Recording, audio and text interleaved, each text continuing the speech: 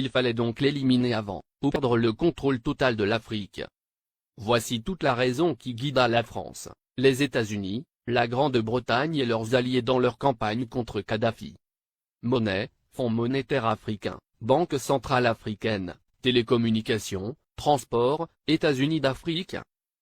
Mouammar Kadhafi avait ingénieusement tout planifié, se fixant comme délai l'année 2014 pour la création de la Banque centrale, le Fonds monétaire et bien d'autres encore pour affranchir le continent noir, après un demi-siècle d'indépendance aux allures de parole suivies d'aucun acte ou de gouverner sans régner.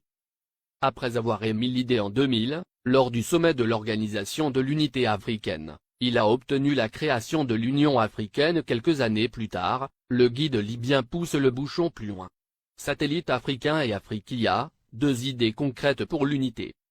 Mouammar Kadhafi pousse ses pairs à acheter un satellite africain pour que l'Afrique ait son indépendance en matière de communication.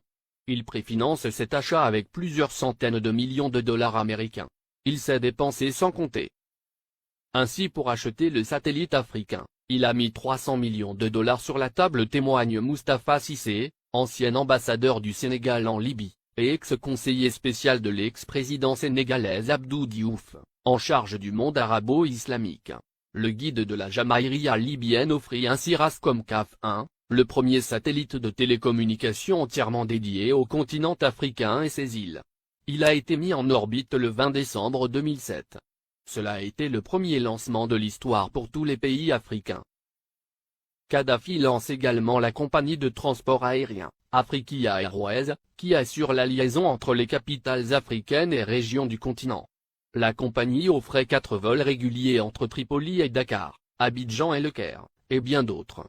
Beaucoup de gens utilisaient la ligne Afriquia pour aller à Paris. Parce qu'on pouvait faire Dakar, Tripoli, Paris, et retour à 400 000 francs CFA, 615 €, ajoute le diplomate sénégalais. Alors Tripoli était devenue une plateforme de communication entre l'Afrique, le monde arabe et l'Europe. La monnaie et la Banque centrale africaine en 2014. Kadhafi avait proposé la mise en place d'une union monétaire africaine, UEMA. Il avait dégagé 30 milliards de dollars pour la création de l'UEMA qui devrait avoir Yaoundé au Cameroun pour siège. Il avait également prévu la création d'une Banque centrale africaine, BCA, qui devrait installer son quartier général à Abuja, la capitale fédérale du Nigeria.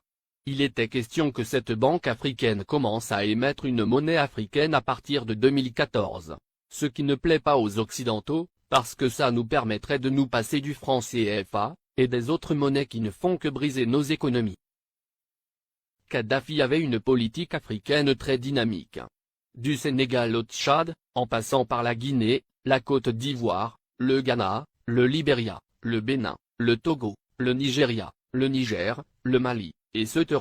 Le guide libyen a investi des milliards de dollars dans les secteurs agricoles, hydrocarbures, hôtellerie et tourisme, et dans l'équipement. Au Mali, le plus petit investissement libyen est chiffré à 50 milliards francs CFA dans l'industrie hôtelière.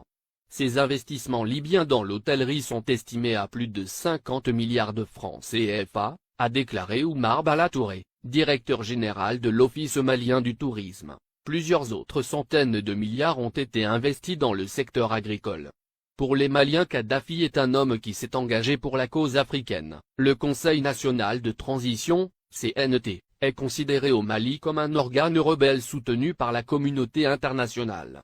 Dès le début de la révolte à Benghazi, et l'entrée de l'aviation étrangère, des associations musulmanes et des partis politiques avaient organisé à Bamako des manifestations de soutien à Kadhafi, dénonçant une invasion occidentale. Le guide libyen a, par ailleurs, dégagé plusieurs milliards de dollars pour la création de banques sahélo-sahariennes au Sénégal, Mali, Niger, Mauritanie, Tchad, etc., et le rachat de plusieurs compagnies occidentales en Afrique pour réduire leur emprise sur les économies du continent. C'est par exemple le cas de Mobil Oil, du groupe américain, ExxonMobil, qui est devenu Oil Libya dans la majeure partie de la sous-région ouest africaine. La Guinée-Conakry doit sa toute première chaîne de télévision à Mouammar Kadhafi. Il le lui a offert au nom du peuple libyen comme présent au peuple frère de la Guinée en 1979.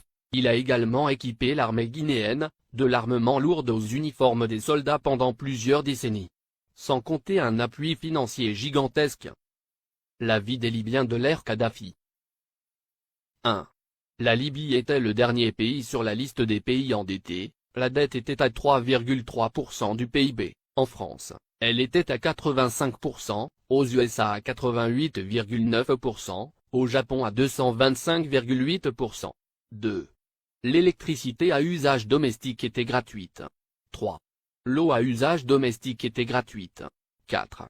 Le prix d'un litre d'essence était de 0,08 €. 5. Les banques libyennes accordaient des prêts sans intérêt. 6. Les citoyens n'avaient pas d'impôts à payer, et la TVA n'existait pas. 7. Chaque famille libyenne, sur présentation du livret de famille, recevait une aide de 300 € par mois. 8. Pour chaque étudiant voulant faire ses études à l'étranger, le gouvernement de Kadhafi attribuait une bourse de 1627 € par mois.